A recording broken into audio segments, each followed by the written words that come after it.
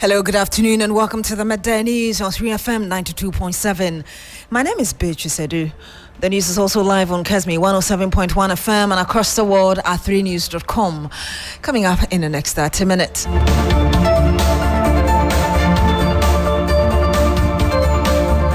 This afternoon, International Monetary Fund, IMF, and Government of Ghana reached staff-level agreement on economic policy measures and structural reforms under the country's ongoing 3-year extended credit facility program.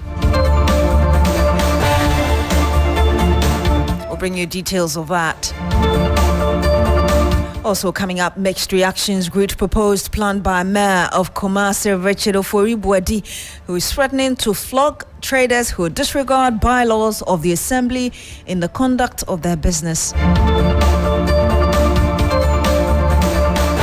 And much later, joint drone operation by personnel of Ghana Armed Forces and Forestry Commission in Subri Forest Reserve of Western Region leads to destruction of makeshift structures used by illegal miners.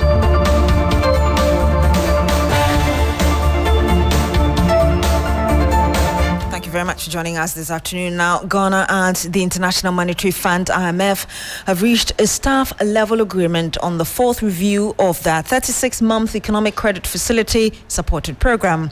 Upon approval, Ghana will receive $370 million, bringing the total disbursement to $2.355 billion since May 2023. The staff-level agreement is subject to executive board consideration. The fund, in a communique, said growth in 2024 was higher than expected, underpinned by strong mining and construction activity. However, fiscal discipline weakened ahead of elections, causing inflation overshoot and delayed reforms. Noble Crosby-Annan is my colleague. He has a copy of that communique. He joins us live in studio. Noble, what more can you tell us? Well, essentially what it is saying is that growth in 2024 was higher than expected and, like you mentioned, underpinned by strong mining and construction activity. Notwithstanding these achievements, overall performance under the IMF supported program, it deteriorated markedly at the end of 2024. Now, preliminary fiscal data point to slippages in the run-up to the 2024 general elections on account of a large accumulation of payables. Inflation exceeded program targets. Several reforms and policy actions were delayed across the fiscal, financial and energy sectors. And that's according to Stefan Rodey, the IMF chief mission for Ghana. Now, it also added that against this backdrop, the new authorities have taken bold measures to address policy slippages and ensure the program objectives remain within reach. To address these slippages, the authorities have enacted a 2025 budget that targets a 1.5% of GDP primary surplus and adopted several public financial management reforms. The latter includes an enhanced fiscal responsibility framework and new rules to tighten expenditure commitments. Beatrice. Thank you very much, Noble Crosby-Annan. With our communique from the International Monetary Fund, let's get a quick thought from Professor Patrick Esuming on this. He is an economist with the University of Ghana Business School. Good afternoon to you, Prof. Thank you so much for joining us. Good afternoon, and good afternoon to the listeners. Thanks for having me. Let me first find out from you what this staff-level agreement mean for us at this time. So it means that after the review, after the government team and the IMF team review the data and the progress, they have agreed that we are making enough progress. So the staff-level agreement is the first stage before you send it to the board for approval before disbursement. So it means that based on the discussion with the government team, the IMF staff team that visited are satisfied with what the discussions and the progress that has been made, as well as the corrective actions. So they are happy with that, and that will eventually go to the IMF board. Indeed, but if you look at the communique that they issued, which my colleague Noble Crosby-Annan read to us, yes, the fund acknowledged strong growth in 2024, but was worried about fiscal slippages by the end of 2024. That shouldn't be surprising to you because it was an election year, isn't it? No, it wasn't surprising to me. I think, by the third quarter of the year, the numbers that we are seeing at that time still said the government was keeping to the agreed targets. But, we always know I think it's only once in the Fourth Republic did we not mess up our fiscal indicators in our election year. So regardless of the promises, you always knew that this was always likely to happen. I think it's just the extent of it. I think from a target of a surplus of 1.5 on the primary balance to a deficit of 3.5 is quite high. But I cannot say I was surprised. The extent of it, you say, what kind of long-term repercussions do you expect as a result of our failure to ensure we stuck within budget? Well, the current government has decided to take a wise swing at it. So it decided to recover and bring us back to the target within one budget cycle. In fact, it's less than one budget cycle. That is a 9-month budget that is the start. But what it means is that we are going to take more painful cuts. That's exactly what the current finance minister is trying to implement. So there is going to be heavy tightening to ensure that we bring us back on track for the program and then kind of restore the confidence of the IMF board. I'm sure that the IMF staff would have been impressed to see that we are quickly trying to take corrective measures. That's probably why we've been able to reach a staff level agreement that quickly. Indeed, having said that, I know you talk about perhaps we should expect some painful cuts, but we know what happened with the DDEP. People still didn't forgive the previous government for it. How do you think this current government can manage it properly so the pain is not as bad as a lot of people expressed when the DDEP happened? I think it's just a new government. It has a little more honeymoon period left, and it appears that it's using that to make the hard decisions. You would have heard that there's also utility tariff upward adjustment coming up. So I think the government is kind of using its goodwill to try and push through all the hard things that have to be done. And you get the sense that as long as Ghanaians are convinced that this will eventually bring us will bring good results, we kind of tolerate it. But we can only tolerate it for so long. If we don't begin to see results after a year or so, I'm sure the public sentiment will soar again. We'll end it here. Thank you very much. Professor Patrick Assuming. He is with the University of Ghana Business School. Thank you so much for speaking to us now. The Kumasi Metropolitan Chief Executive Richard Ofori-Boadi Ajiman, popularly known as King Zuba, has issued a stern warning to traders who flout regulations by operating in unauthorized spaces. The mayor emphasized that his bodyguard would not hesitate to take firm actions against such persons. This comes ahead of a major decongestion exercise scheduled for Adum on Wednesday, April 16. That should be tomorrow, aimed at restoring order and sanitizing the bustling commercial hub. We'll be speaking to our correspondent very shortly, but listen to what the mayor said. There's something we are going to do, and that is where I need your support. As for me, I don't like reporting too many things to the police. I don't want a situation whereby we'll put in place a police team, we'll go arrest people, and then they go to the police station, they find their own means, and they are back on the street. That would be a waste of time and resources for me. So I have my own democratic military style, which I'll be implementing. When we say leave this space, and you don't leave this space, and I get there, if I'm alone, you'll be lucky. But if I'm there, and my 10 boys are in their pickup with me, with their hips, trust me, we'll beat you. If you don't want to experience that kind of situation, do that which is right and which is lawful. This is Otumfuo City. This is the Asantehene City. This is the Garden City of West Africa. We have to preserve its image. And I am here to work to satisfy the city for Otumfuo. And I want to ensure that this city looks like Otumfuo City. And when we talk to you, and we implore on you to adhere to that which we all do, and we can all have peace, and you want to let the job become difficult for me, I will let your body feel the difficulty that you are giving to me. So when it gets to that period, please don't sit on your radio station and say that Akwawe or Basa or Baha to training and all those things. Please, it is all aimed at making sure that one, we have a disciplined city, we have a sanitized city, and we have the kind of Kumasi that we have. If you And you heard the Kumasi Mayor Richard Ofori Buadia Jiman Ibrahim Abubakar joins us live from the Ashanti region. Ibrahim, if you can hear us, quite some strong words coming from the new mayor. I'm just wondering how residents are responding to these comments. Well, Beatrice, a very, very strong word indeed. But apparently because successive mayors have not been able to successfully decongest the central business district. So I would say they failed in their attempt to make sure that the CBD is quite smooth when you are there to conduct your trading activity. Because we've seen series of decongestion exercise, yet we always come back to square one. Now, he just didn't directly say they will begin to lash people.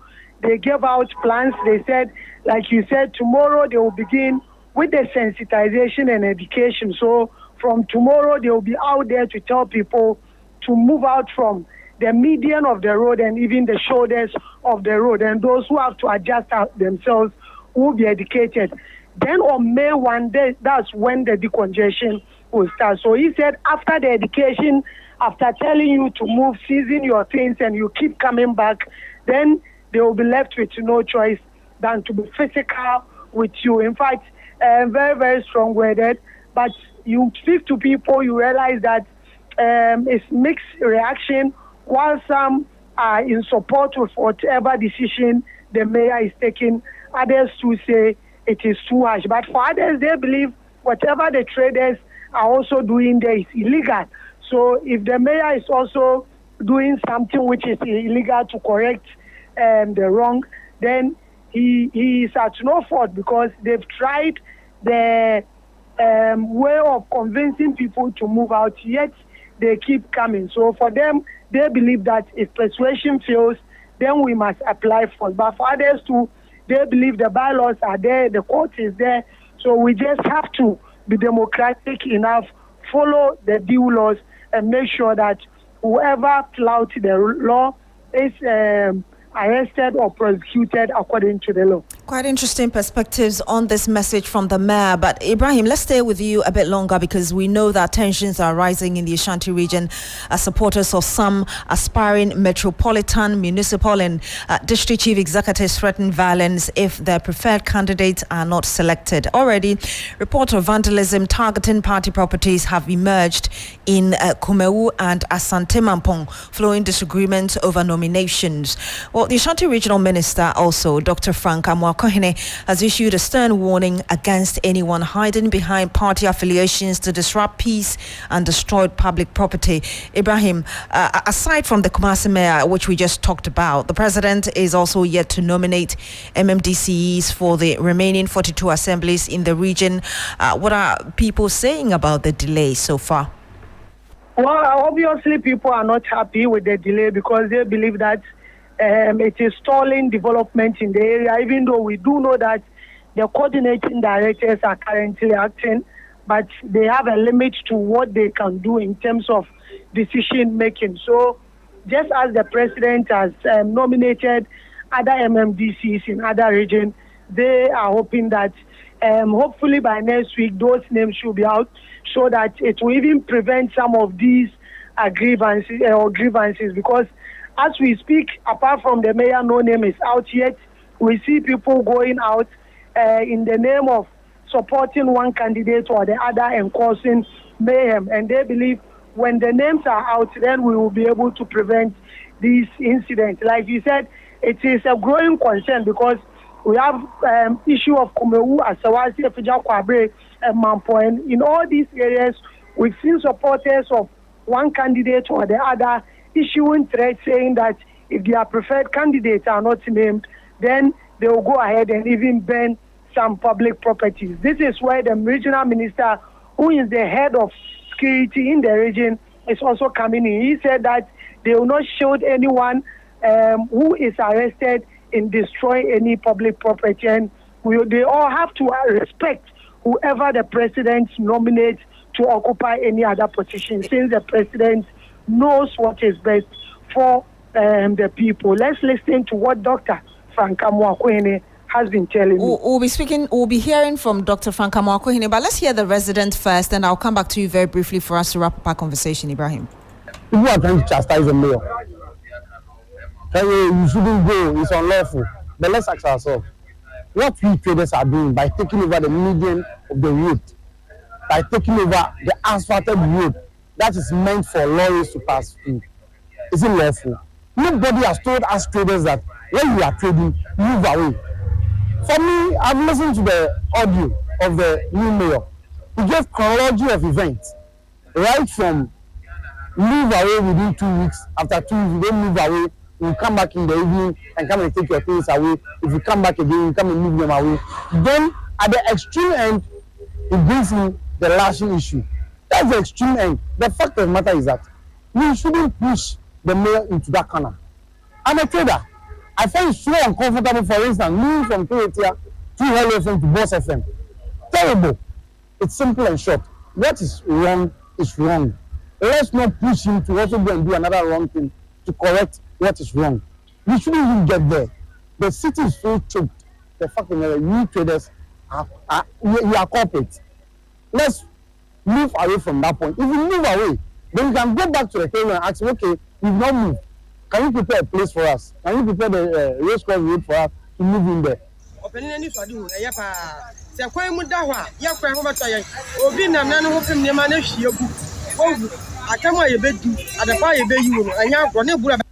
And you heard there some residents of Kumasi. Let's listen to the Ashanti Regional Minister also speaking on these developments and, of course, the MMDC's issue, and then wrap up that conversation with Ibrahim Abubakar.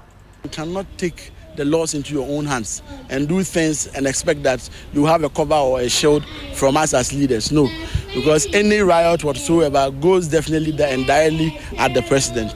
The president will make the appointments, and we would work with the appointments that the president make. No one will be allowed to force our hands to choose someone else for the president. The president will make the appointment. We are expecting it soon.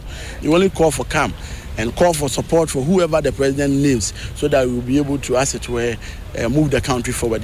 I have put the security on red alert, and I have told each and every one, whoever is a party member, that don't go and misbehave and shield or hide behind any party colors. And I've also picked information that others are mobilizing to support aggrieved candidates. Some people want to cry more than they believed and just clad themselves in party paraphernalia and go out there and misbehave as though they are aggrieved party supporters.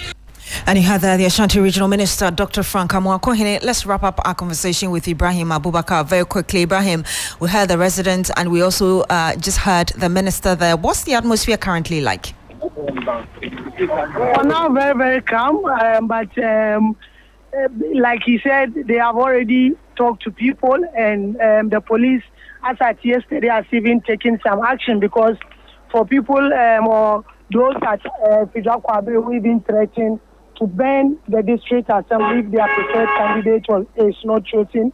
The police has even invited them, and this has kind of calmed the tension. So for now, everybody has been asked to be calm. When the names come and your preferred candidate is even not there, you just have to give that person the support to develop your area and Ashanti as whole. Thank you so much, Ibrahim Abubakar. He's Ashanti regional correspondent. Well, he says calm is returning to that part of the country, but it doesn't seem that's the situation in the northern region, because we are learning that there's tension and also some chaotic scenes are unfolding at the Yendi Community Center as internal party security assumes full control of the confirmation center amidst heightened tensions there. Still has to do with the MMDCEs, and we do have Christopher Marco is a man monitoring this for us. Chris, what can you tell us?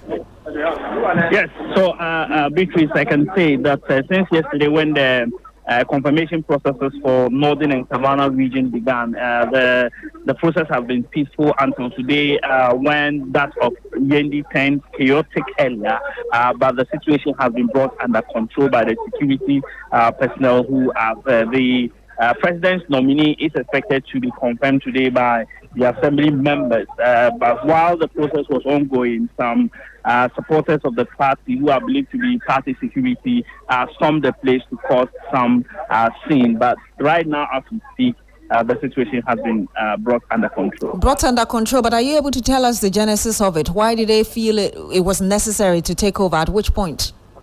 Okay, so they just stormed the premises and marched towards the entrance, demanding to get access to the inner perimeter of the community center, but they were denied access. As it stands, there hasn't been any clear communication as to what led to why they came there to cause confusion. All we do know is that they were denied access to the inner perimeter and the scene was brought up. Thank you so much, Christopher Mwako. He's our Northern Region correspondent, and we say a bit longer on this because, again, some NDC supporters in Tema East in the Greater Accra region are urging President John Mahama to prioritize competence and experience in the appointment of the Chief Executive Officer for the Tema Metropolitan Assembly instead of ethnic considerations. The call follows agitations for the MCE position to be given to the indigent from the area. At a news conference by concerned non-indigenes of Tema, the group warned against stampeding President Mahama in the appointment of a chief executive officer. The attempt by some indigenes who want to stampede President Mahama by stoking tribal sentiments threatens the peace and security of the Tema region. We are willing to join forces to demand competence as far as the appointment of who becomes the MCE of Tema is concerned. Love and passion should put all of us on the same pedestal and not tribal sentiments. We are appealing to the president to go by the vetting results and the reports by the BNI, now NIB, and Musa Dankwa of Info Analytics. Our utmost concern is for the NDC to succeed and also to strengthen the bond between the indigenes and the non-indigenes in Tema. And for that matter, we demand experience and competence of who becomes the mayor of Tema. We are, by this press conference, calling on the leadership of the party to investigate and deal with those behind some indigenes and stoking tribal sentiments in Tema. Denying a non-indigenous person who is qualified to become the mayor of Tema based on tribal would be completely unfair and would weaken the base of the party.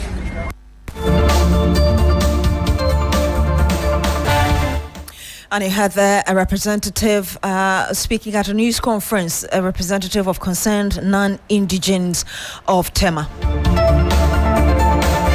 Some 23 minutes past the hour of 12. This is still the Midday News on 3FM 92.7. Now, a joint team from the Forestry Commission in the Western Region and the Ghana Armed Forces stormed Abriwankran, a notorious Galamsey enclave within the Subri Forest Reserve. Now, during the raid, the task force set ablaze makeshift camps belonging to the illegal miners, mostly foreign nationals who had been mercilessly plundering the forest reserve.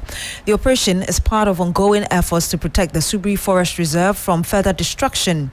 In recent months, the reserve has become a hotspot for illegal mining, leaving hundreds of hectares of vegetation destroyed.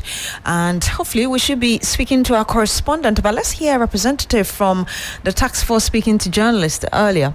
The Forestry Commission in the Western Region have been embarking on series of raids in the Subri Forest Reserve. If you take this year, within the first quarter of this year, 3 raids have been done in the Forest Reserve, with some arrests being made. At other raids, they don't get any arrest. The illegal miners do abscond. According to sources within the task force, it was through a covert surveillance and community tip-off and drone imagery that exposing unusual land activity that led the task force to identify that Abriwankran as a major illegal mining hub.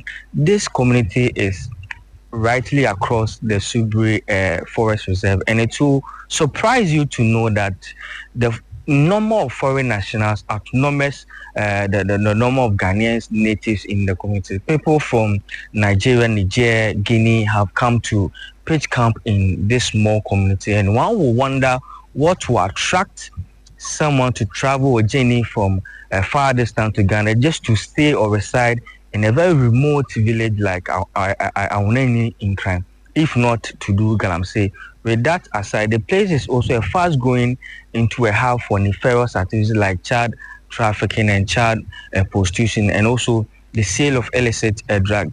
This intelligence painted a clear picture that Bruin crime is growing, has become a nerve center of a well-organized illegal mining syndicate. Hence, the raid which led to the discovery and the banning of Chamfines water pumping machines, and also the touching of shelters to compel these foreigners or illegal miners to move from site.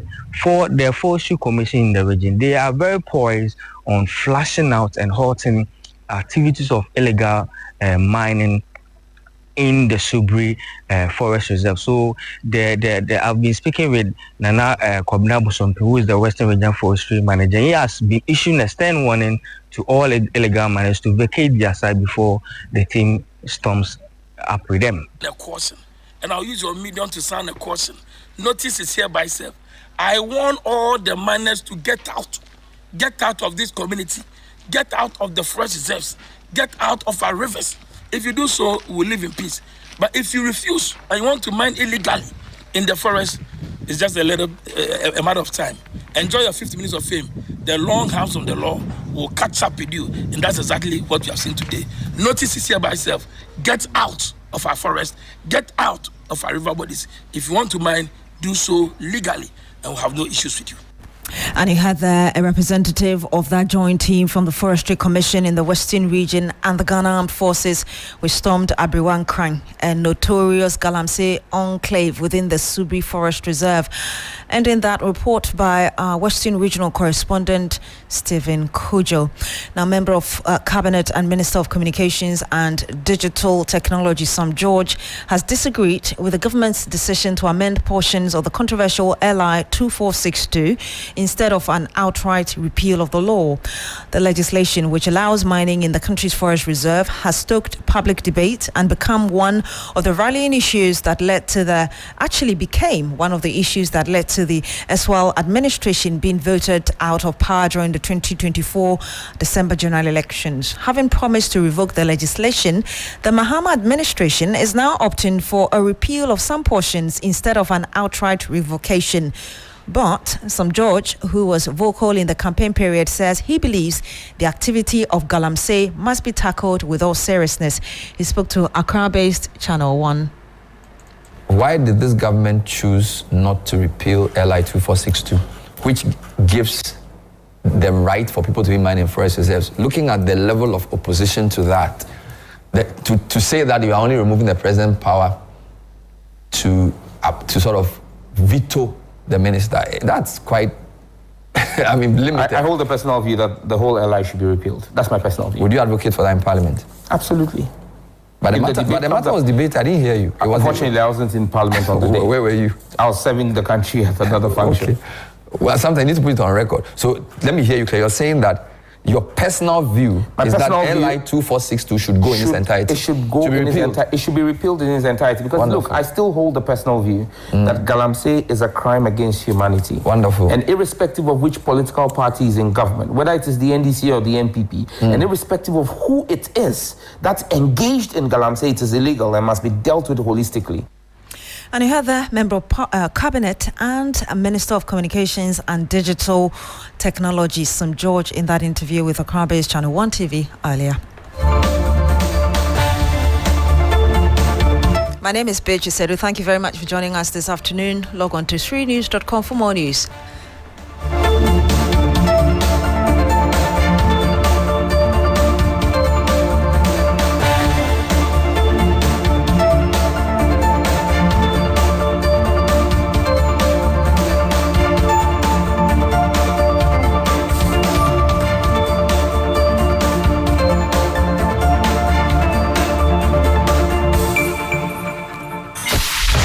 Accra, Ghana, Africa, and worldwide.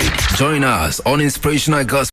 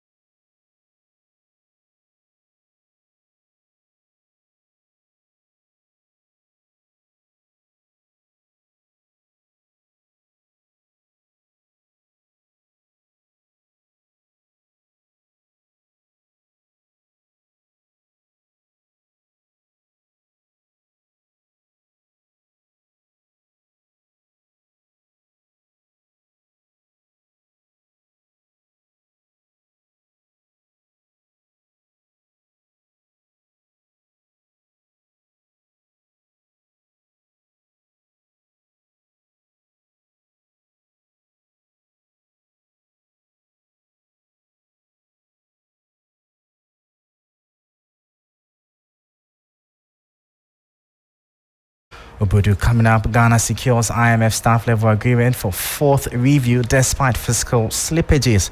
And Ghana Revenue Authority Workers Union proposes informal sector classification for better revenue collection.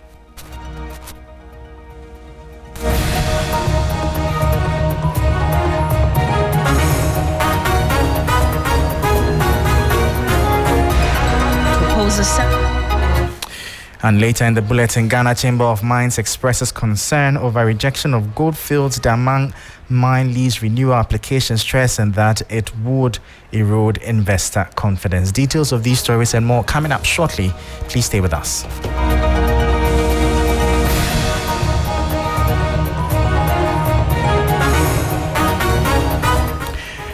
Thank you so much for your time. Straight into our top story. Government and the International Monetary Fund, IMF, have reached a staff-level agreement on a set of economic policies and reforms, paving the way for the conclusion of the fourth review under the 36-month extended credit facility supported program. The agreement is contingent upon approval by the IMF's executive board.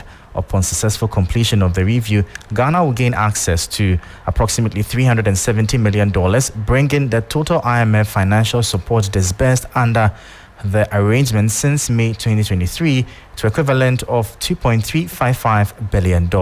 This News Desk report has the details. In a statement, the IMF acknowledged that Ghana's economic growth in 2024 surpassed expectations, driven by robust activity in the mining and construction sectors.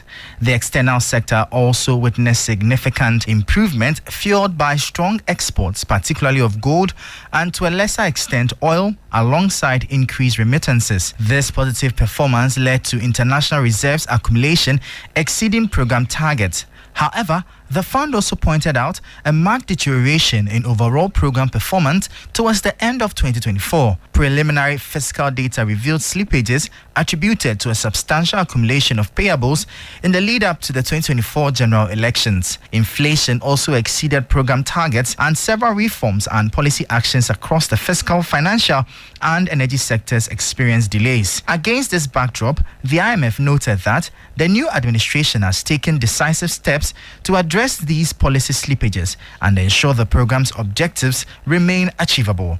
On the fiscal front, the government has initiated an audit of the outstanding payables to accurately assess their size and nature. Preliminary estimates indicates that the primary balance recorded a deficit of approximately 3.2% of gross domestic product, a significant deviation from the targeted surplus of 0.5% of GDP. To rectify these slippages, the IMF highlighted the government's enactment of the 2025 budget, which aimed for a primary surplus of 1.5% of GDP and the adoption of several public financial management reforms, including an enhanced fiscal responsibility framework and stricter rules for expenditure commitments. During their mission to Ghana last week, the IMF staff engaged with authorities on their comprehensive structural reform program with a focus on enhancing governance and transparency and strengthening the management of state-owned enterprises in the gold, cocoa and energy sectors. Now, that was a 3 Business News Desk report on Ghana securing IMF staff level agreement for 4th review despite fiscal slippages. Meanwhile, financial economist Dr. Eric Beatrice Adu says any money coming to the country will help in stabilizing the economy. The staff level arrangement between the government of Ghana and IMF to unlock a possible 370 million is a welcoming news, especially at this time. Every dollar coming into the country matters a lot. And to be able to tap into 370 million will support our foreign exchange activities. Although we know that it is pending board level agreement, but as the tradition has been, usually if the staff level agreement is reached, the board level will not be so much of a difficult thing to cross. But what is refreshing to me is the fact that this government has been able to continue what was started by the previous administration, and there's a seamless transition. And that goes to reinforce that governance is continuous.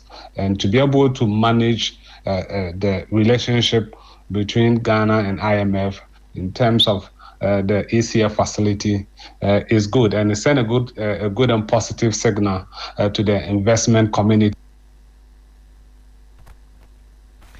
Dr. Eric Beatrice Adu is a financial economist with the University of Professional Studies, Accra. Now, away from that, following a significant period of depreciation, the Ghanaian cedi is showing signs of stabilizing against the US dollar, fueled by positive developments in commodity markets, though concerns remain. This report has the details. The cedi experienced a dramatic fall from late 2022, plummeting roughly a third of its previous value. The currency's decline continued through 2024, depreciating by a substantial 28% against the dollar. This instability followed a period of relative exchange rate stability in the late 2010s and early 2020s, largely sustained by heavy borrowing through annual $3 billion Eurobond issuance. With favorable conditions in Ghana's key international commodity export market, the cedi, after an initial 5.36% depreciation against the dollar in the first quarter of 2025, has since shown marginal appreciation at the start of April, narrowing the year-to-date fall to under 3%. Despite the recent stability, the fact that Ghana remains excluded from the international capital market in 2025 continues to fuel some nervousness among local economic players and international direct investors regarding the future direction and magnitude of the cedi-dollar exchange fluctuations. The legacy of heavy borrowing and the subsequent currency collapse serves as a stark reminder of the vulnerabilities of the Ghanaian economy to external shocks and fiscal management. And that was a 3 Business News Desk report. Now, Chairman of the Ghana Revenue Authority Workers Union, Theophilus Kwesi Ihun, has suggested renaming and classifying the informal sector of Ghana's economy into distinct segments. This classification, he believes, will enable the Ghana Revenue Authority to develop targeted strategies to boost revenue collection from the sector. He made the call at the Grawu 11th National Executive Council meeting in Accra, themed "Our Excellence, Our Pride, Repositioning Labour to Sustain the Achievements of GRA."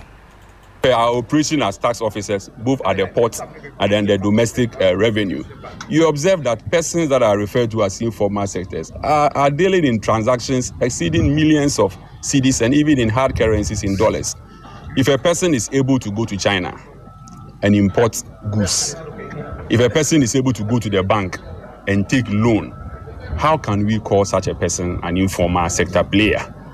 So that is why we are having that call, that let us actually break it down into segments. If you are dealing with Abosoka and spare part dealers, let us handle them as such. If you are moving to Swami and Kumasi to deal with the spare part dealers, for them to come in, let us have them in segments. I think in the wisdom of science, when we want to study creations and animals, it is called a taxonomy or a nomenclature. Names are given to them and they are focused and then we study. I think as a country, we should begin to depart from the names of informal sector, maybe refer to them as a mass sector economy or the backbone economy of the country, and then begin to penetrate. So that was Theophilus Kwesi Ehun. He is the chairman of the Ghana Revenue Authority Workers Union. Before we leave you, the Ghana Chamber of Mines has expressed concern over the rejection of Goodfield Daman Mines lease renewal. According to the chamber, it recognizes the government's prerogative in the granting of renewal of mining licenses, which are critical to the sustainability and responsible development of Ghana's mineral resources. However, it believes that the decision would significantly impact the mining industry by dwindling investor confidence and overall economic growth of the nation. The chamber further stated that it remains committed to working closely with the government, regulatory bodies and stakeholders to foster a conducive environment for responsible and sustainable mining practices that benefit both the good people of Ghana and investors in the sector. It urged all parties to prioritize dialogue and collaboration to resolve this matter swiftly and effectively, thereby safeguarding Ghana's enviable position as an investment destination of choice on the continent.